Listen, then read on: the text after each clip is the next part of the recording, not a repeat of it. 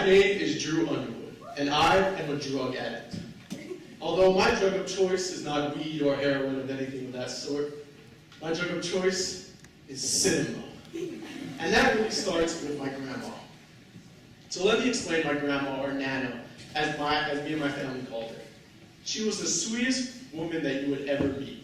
She had the poofy white curls, she wore the long dresses, she was a thin white woman, and she had big glasses that could hardly stay up on her face. She owned almost every Frank Sinatra album and would binge watch game shows on cable TV practically all day, every day. Sweetest woman you would ever meet based on appearances, but once she opened her mouth, she was not the woman that you would think.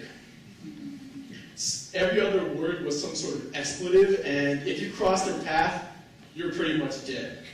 Now, there is a perfect story that my dad told me about her one time. So, it was a few years back, and they were going to the mall. Now let me set the scene here. Nana is in the driver's seat, my dad is in the passenger seat, and they're going through the parking lot trying to find a parking space. So of course, they find an open one. My Nana is, finally found one, after like 10 minutes of driving. They finally find one, and as she's turning in to park, some other guy swerves in and steals a spot from her. She is pissed, and I mean steam coming out of her ears, flames in her eyes, pissed. So, my Nana, being the ruthless woman that she was, drives all the way around and parks in the imposing parking stall across from the guy who cut her off. Now, she comes out of the car, she's still really pissed. And the other driver exits his car to reveal this huge, ripped guy who looked like Dwayne "The Rock" Johnson pretty much. And he was this big Samoan guy who was cut thick and was over 6 foot tall. Now my grandma, being a frail little white woman in her late 70s, she was not the woman who would win in a fight against this guy. But of course, she was pissed, so she flips him off for stealing his parking space. And that is pretty much my Nana. Now, there's another story that my dad told me about when he was younger. It involved him and his older sister at the time, who brought home a new boyfriend. Now, let's just say that Nana didn't really take kindly to this new guy, so instead of inviting him to dinner, she pulls a shotgun on him and my dad's older sister and pretty much bans her from the family ever since. Now that is my Nana right there.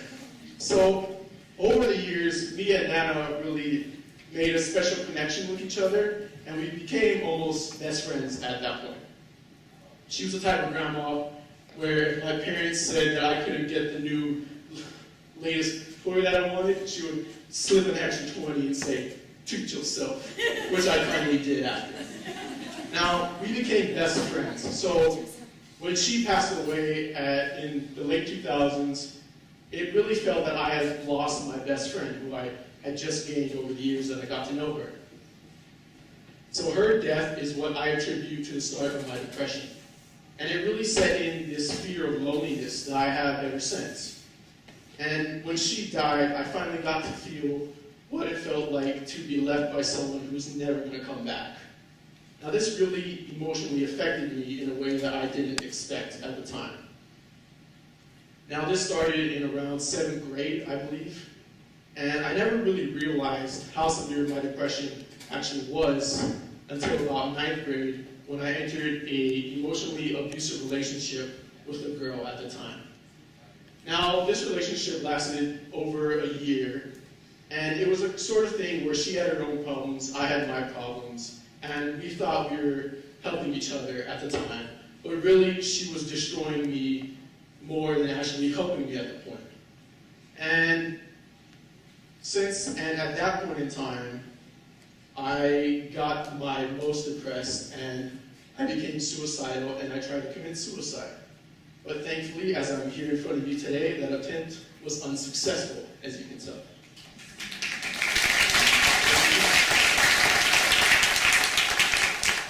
So I eventually got out of that relationship and I seeked help from a therapist, and I've been working through my issues ever since, and I've gotten a lot better with my depression stuff, even though I still believe there's a part of me that will still always be there throughout my whole entire life. And I know it's corny when people say this, but it really is true when I found something that saved my life. And that something is film. Now, ever since my EL days in 6th, 7th, and 8th grade, I had an interest in film. While everyone was out watching the last Harry Potter movie, I was stuck at home watching Pulp Fiction and practically every other violent movie my dad would let me watch at the time. So, right now, I'm going to get some little audience participation going on here, and I want you to shout out your favorite film to me. Okay, I heard Birdman, Sharknado, Breakfast Club, Wizard of Oz, Kingsman, a whole plethora of movies. So it's really evident that we all have a favorite film in mind. And I know the exact date that I saw my favorite film to this day. And it was on December 31st, 2012, that I saw the 1976 Martin Scorsese film, Taxi Driver, starring Robert De Niro. Great movie, by the way, I recommend it to everyone. Okay, so Taxi Driver, if you don't know, is the story of Travis Bickle, who is a Vietnam War vet who comes back from war to New York and becomes a taxi driver due to the fact that he has insomnia.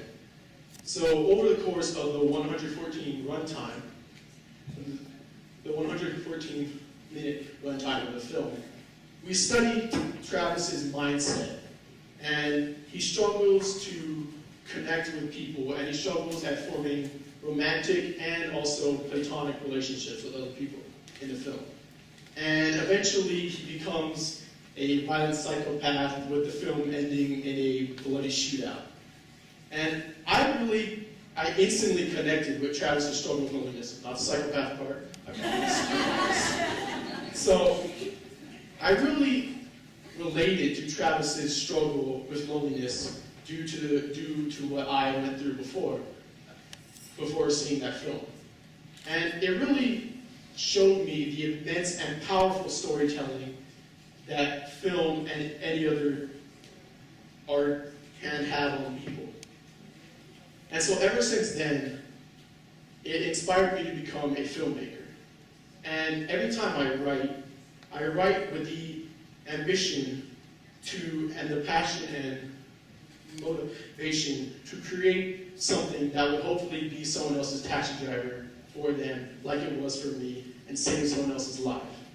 So ever since then, I have written 2 full-length screenplays and a numerous amount of short films, and I write with the passion and with this drive to create films that are just so insanely good that it creates some sort of natural high for everyone. And not a lot of films actually do that for me, but there have been some in the past. So there was Taxi Driver, and in 2013 there was the film Her, which had me crying like a baby. And in 2014 there was the film Whiplash, which was so intense that it made me feel like I could run through a brick wall unscathed. I did not do that, but I felt like I could. And this really showed me the immense and powerful storytelling, the immense and powerful effect that storytelling can have on people. And I know it's actually very uncommon, it actually isn't very uncommon for people to connect with fictional characters like I did with Travis Bickle. I know friends of mine, and I know probably many of you, including Danica, as she referenced in her speech, have been able to connect to some sort of book, TV, or movie character in the way that I was able to connect with Travis Bickle. Now, I believe that